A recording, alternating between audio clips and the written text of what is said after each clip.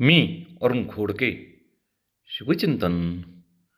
शिवकालीन शासन व्यवस्था ही रयतेच्या सुखदुःखाशी एकरूप झालेले लोककल्याणकारी राज्य होते.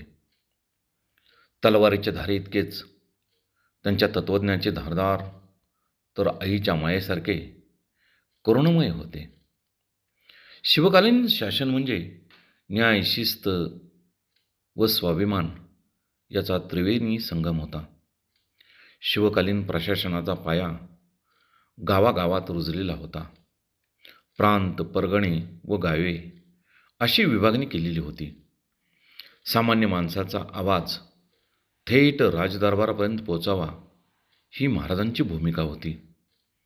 शिवरायांची महसूल व्यवस्था ही शोषणावरती नव्हे तर संवेदनशीलवरती आधारलेली होती. शेतकऱ्यांच्या क्षमतेनुसार कर आकारला जात असे. दुष्काळ, पूर यासारख्या आपत्तीच्या काळात कर माफी दिली जात असे. शेतकरी हा राज्याचा कणा आहे ही भावना शिवरायांच्या धोरणात स्पष्ट दिसते.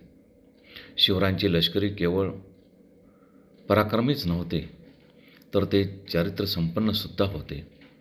शिवकालीन शासनाचा आत्मा लोककल्याणामध्ये वसलेला होता.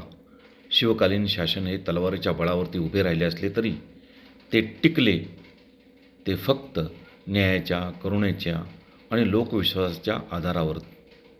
राजसत्ता ही सेवा आहे हा विचार त्यांच्या शासनाचा होता. म्हणून श्री शिवछत्रपतींचे इतिहासातील राजे म्हणून नव्हे तर प्रत्येक युगातील आदर्श शासक म्हणून उल्लेख करावा लागतो. बहुत काय बोलणे.